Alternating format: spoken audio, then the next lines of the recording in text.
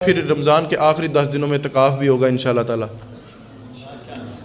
ہوگا جی انشاءاللہ تعالی۔ جو پچھلے سال بیٹھے تھے میں ان کے لیے دعا کرتا ہوں کہ اس سال پھر دوبارہ بیٹھیں، اللہ تعالیٰ ان کو ہمت اور استقامت دے، اور جو نئے سنگی ہیں میں ان کے لیے بھی دعا کرتا ہوں وہ بھی تھوڑا تھوڑا پروگرام بنائیں، کیونکہ حضور نبی علیہ الصلوۃ والسلام کی سنت مبارکہ یہ تھی کہ حضور ہر رمضان کو آخری 10 دن کا اعتکاف فرمایا کرتے تھے۔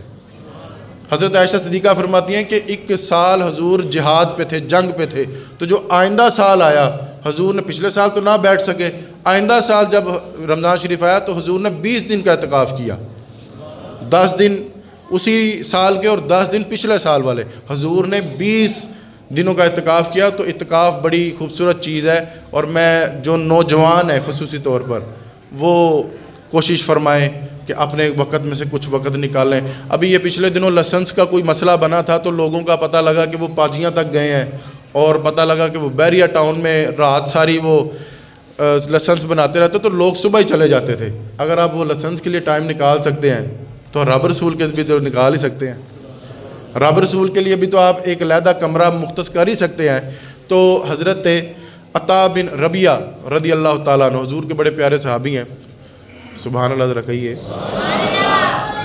حضور کے بڑے خوبصورت صحابی، آپ فرماتے ہیں کہ جو اعتکاف کرتا ہے نا وہ بندہ، اس کی مثال اسی طرح سے ہے کہ جیسے کسی بندے نے کسی سے کوئی کام تھا تو اس کے دروازے پر جا بیٹھا کہ اب میرا کام کرو گے تو پھر میں اٹھ کے جاؤں گا۔ جو بندہ اعتکاف کرتا ہے وہ تو رب رسول کے دروازے پر آ بیٹھا، اور وہ تبھی اٹھتا ہے، یہ صحابی کے لفظ ہیں، وہ تبھی اٹھتا ہے جب یہ کہہ کے اٹھتا ہے، جب وہ کہتا ہے اللہ کو مناتا ہے کہ یا باری تعالیٰ مجھے معاف کرے گا تو میں جاؤں گا، مجھے معاف کرے گا تو میں تیرے در سے اٹھوں گا، تیرے دروازے سے اٹھوں گا۔ اس شخص کی تو مثال ایسے ہے جس نے ضدی لگا لی اللہ سے کہ یا اللہ پاک مجھے معاف کرے گا تو میں جاؤں گا۔ تو یہ بڑی خوبصورت ساتیں ہیں۔ حضرت ابن عباس رضی اللہ تعالیٰ عنہ، حضرت سیدنا عباس کے بیٹے ہیں، حضرت عبداللہ ابن عباس، حضرت ابن عباس اہل بیت کے شہزادے ہیں۔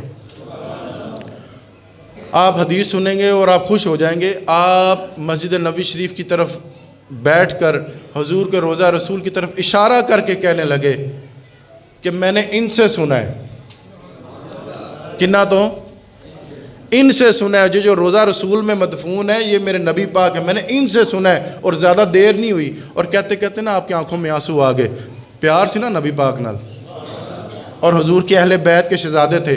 میں نے ان سے سنا ہے۔ ایک دن میرے محبوب پاک فرمانے لگے جو بندہ ایک دن کے لیے رب اور رب کے رسول کے لیے اعتکاف کرے، اللہ کی رضا کے لیے اس نے اعتکاف کیا، رب تعالیٰ اس کے اور جہنم کے درمیان 3 خندقیں قائم کر دیا کرتا ہے، اور ایک خندق کی مسافت زمین اور آسمان کے برابر ہے۔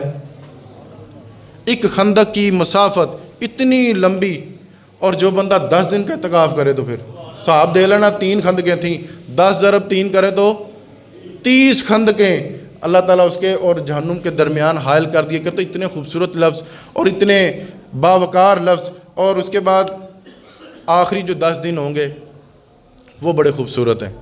اور آپ یقین کریں بڑا دکھ ہوتا ہے وہ 10 دن جس میں حضور فرمانے لگے کہ حضرت عائشہ صدیقہ فرماتی ہیں کہ عام طور پر حضور ہمیں آدھی رات کو نہیں اٹھایا کرتے تھے، لیکن یہ جو رمضان شریف کے آخری 10 دن ہوتے تھے نا، حضور خود کہا کرتے تھے عائشہ اٹھو، یہ سونے کے دن نہیں ہے، یہ تو اللہ کو منانے کے دن ہے۔ عام دنوں میں ہمیں حضور نہیں بیدار کیا کرتے تھے، لیکن ان 10 دنوں میں حضور کہا کرتے تھے عائشہ اٹھو، اللہ کو منا لو، اللہ کی عبادت کر لو۔ تو یہ جو 10 دن آخری والے ہوں گے جس میں ہم نے لیلۃ القدر بھی پانی ہے، عبادات بھی کرنی ہے، تو ان دنوں کو آپ نے ضائع نہیں کرنا۔ بڑا عجیب معاملہ ہو گیا، ہم دیکھتے ہیں کہ یہی 10 دن لوگ شاپنگ میں اڑا دیتے ہیں، عید آنے والی ہوتی ہے، اور پھر لوگ جو ہیں پھر سارا جو 10 دن ہے جو مسجد کے دن تھے جس میں آپ نے اللہ اور اللہ کے رسول کو منانا تھا، اللہ کی عبادت کرنی تھی، وہ ہم نے شاپنگ میں ویسٹ کر دیے۔ سوٹ آ رہا ہے، سوٹ جا رہا ہے، پھر واپس جا رہے ہیں، پھر ڈائی ہونے جا رہے ہیں، پھر یہ چیز رہ گئی، پھر جوتا لینے جا رہے ہیں، پھر اس کی دکان پر، اس کی دکان پر۔ 10 دن تو ہم نے ایسے خراب کر لیے اپنے،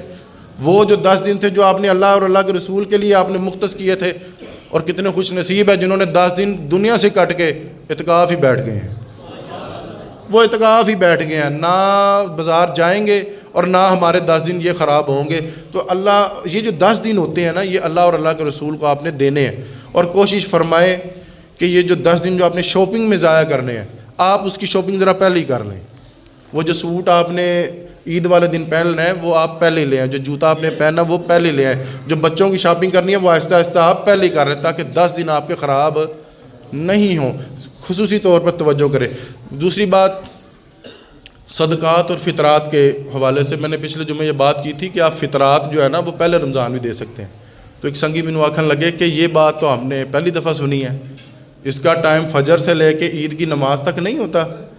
میں نے کہا جی آپ کا ارادہ تب دینے کا نا, تو اے گل ذرا تسی گوڑی کر کے سن لیے کہ وہ نماز جو فجر کی نماز ہے, میں نے کہا فجر کی اذان جو ہے نا پہلے روزے کی, توجہ نہیں فرمائی آپ نے, پہلے روزے کی جو فجر کی جو اذان ہے وہاں سے لے کے عید کی نماز کے عید کے خطبے تک جو ہے وہ فطرانے کا وقت ہوتا ہے. یہ ہمارے معاشرے میں رائج کر دیا گیا کہ عید کی نماز سے جو پہلے جو فجر کی اذان ہوگی وہاں سے لے کے اور خطبے تک ٹائم ہوتا ہے. تو یہ سراسر باطل نظریہ ہے, یہ ایسی کوئی بات نہیں ہے. فطرات آپ پورا رمضان دے سکتے ہیں, صدقات آپ پورا سال دے سکتے ہیں, زکوٰۃ آپ پورا سال ہی دے سکتے ہیں. ہم نے مختص کر دیا زکوٰۃ کو بھی رمضان شریف کے ساتھ. لوگ تو پہلے فاقے میں ہیں, لوگ تو پہلے پتہ نہیں کہاں سے وہ آٹا, ابھی میں آ رہا تھا تو لائنیں لگی ہوئی تھیں وہ آٹے کے لیے, اور میں سوچتا ہوں یار کیا ضلالت ہے, کیا لوگوں کو ذلیل کیا جا رہا ہے. ایک آٹے کے لیے اس کو بیچارے کو دھوپ میں کھڑا کیا گیا اور وہ بیچارہ روزے سے کھڑا ہے. تو جس طرح بل گھر میں پہنچ جاتے ہیں تو آٹا بھی تو پہنچ ہی سکتا ہے. گھروں میں بل پہنچ جاتے ہیں نا, آپ کے اپنے ایڈریس پہ پہنچ جاتا ہے. تو اسی طرح سے وہ اگر حکومت آپ کی اتنی خیر خواہ ہوتی تو آٹا اور راشن بھی تو پہنچ ہی سکتا ہے. کیا مقصد آپ لوگوں کو اور بیٹیوں اور بہنوں اور ماؤں کو آپ نے لائن میں لگایا وہ روزے سے کھڑی ہیں اور دھوپ میں کھڑی ہوئی ہیں. خدا را کچھ آپ رحم کریں اس امت پر. آپ امت پر رحم کریں گے رب تعالیٰ آپ پر رحم کرے گا, رب تعالیٰ آپ پر رحم کرے گا. اور یہ جو 10 دن ہے یہ آپ نے قیمتی بڑے ہیں. اور آخری میں نے آپ سے اپیل کرنی ہے کہ اپنی ذات پر جو آپ پیسے لگاتے ہیں نا وہ ذرا کم کر دیں.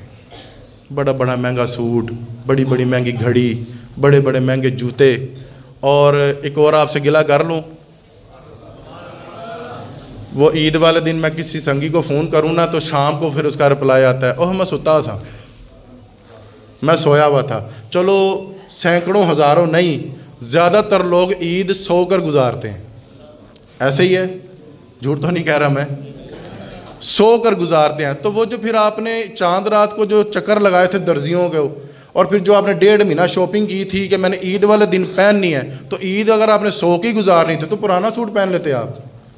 اب یقین کریں اتنا خرچہ ہم کرنے لگے ہیں اپنی ذات پر اور سوٹ پر, اور 5-5 ہزار کا سوٹ, 10-10 ہزار کا سوٹ, اور ہزاروں کی تعداد میں جو ہم پیسے خرچ کر دیتے ہیں جوتوں پر. اگر آپ نے عید 100 کی گزارنی تھی تو پرانا سوٹ پہن لیتے, پرانا سوٹ ہی پہن لیتے. تو اپنی ذات پر جو آپ نے پیسے لگانے ہیں اس کو ذرا خدا را کم کیجئے. اس کی جگہ پہ نا آپ اپنی بہنوں کے لیے کچھ خرید لیں. توجہ نہیں فرمائی آپ نے.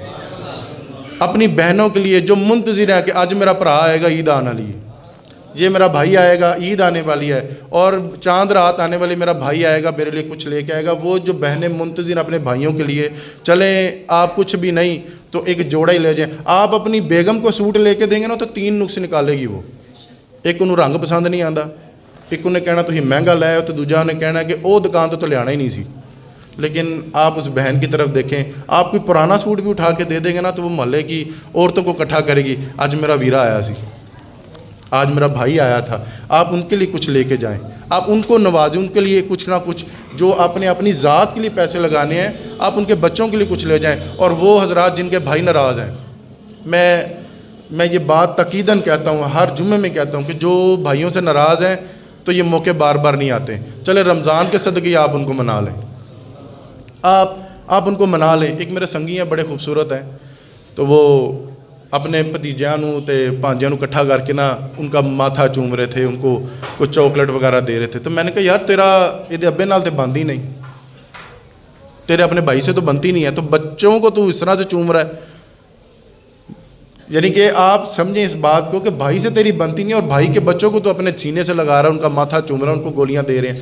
تو وہ کہنے لگے, اور بڑا خوبصورت جملہ انہوں نے کہا, اور یار مجھے پتہ ہے بھائی تو میرا ہی ہے نا, خون تو چل میرا ہی ہے نا. اگر وہ غصے کا ذرا کوڑ ہے تو چلو کوئی بات نہیں, میں تو رب کی رضا کے اس کو معاف کر چکا. یہ بچے ہیں, اس کی نشانی ہے, تو اگر اس کے ساتھ میرے معاملات ٹھیک نہیں ہیں, بچے تو چلو پھر سانجھے ہی ہوتے ہیں.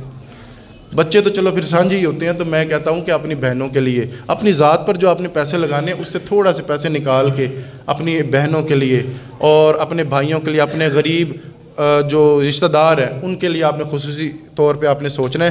اور عید کی شاپنگ پھر آپ نے عید کی شاپنگ تو میں پوچھے آجے اب پہلے ہی کر لیں پھر جو ہے نا آخری جو 10 دن آپ کے لیے آسان ہو جائیں گے. اور اپنی ذات کے لیے نہیں، اگر آپ کا ارادہ ہے کہ میں نے عید پہ سونا ہی ہے تو پھر نیا سوٹ پہننے کا فائدہ ہی نہیں. وہ جدو تسی اٹھنا وٹو وٹ ہو جانا ہے، سمجھیں اس بات کو، پھر اس نے وٹو وٹ ہو جانا. پھر آپ یہ ہے کہ پھر آپ پرانا سوٹ سے بھی گزارا ہو ہی سکتا ہے. اور